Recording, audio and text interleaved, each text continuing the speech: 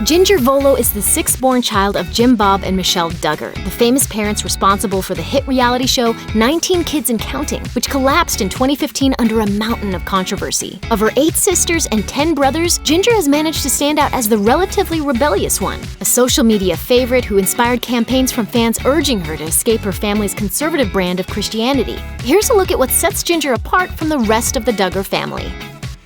Hugging it out. While Jinger and husband Jeremy Vuolo's official website suggests they're committed to Christian values, there are signs that the pair may not be fully on board with the Duggar family's ultra-conservative brand of spirituality. For example, Ma and Pa Duggar maintain strict rules about physical contact while dating.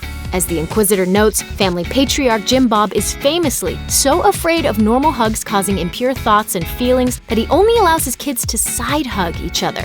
But as Jinger took her courtship with Jeremy to the next level, The Hollywood Gossip reported that they may have violated the rules by giving each other a front hug. Fans were reportedly abuzz after a clip from the spin-off Counting On revealed the supposedly scandalous squeeze. In one episode, Jeremy said they typically express affection in a more conservative way. Jinger and I are both very affectionate. It means a lot to have an arm around each other or something. And that's how we express our affection. We have a clean conscience as long as it's not leading us to impurity. The pair even waited until their wedding day to kiss. Super special moment. There together. Everybody witnessed it. Maybe a little awkward if we miss. But hey, we're gonna do it anyways. You may be thinking, what's the big deal about a little front hug? Well, it's just one of many strict Duggar dating rules. The family also believe parents should chaperone all of their kids' dates, regardless of how old the kids are, until after they get married. Jinger and Jeremy appear to be only slightly less conservative.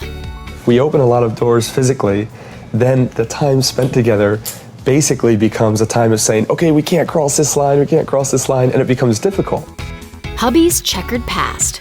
In 2008, years before Jinger and Jeremy met, the former Major League Soccer star and current pastor was arrested for harassing a police officer during a drunken night in college, according to In Touch. The police report said Jeremy was acting belligerent and shouting obscenities. Jeremy has admitted he was part of the college party scene, but after the arrest, he supposedly stopped living foolishly and became a minister. As if that wasn't scandalous enough, the tabloid reports that Jeremy also has a tattoo, which is another big no-no for the Duggars. While it's hard to make out what he has inked on his body, many viewers have speculated that it's a Bible verse, considering his dedication to his religion.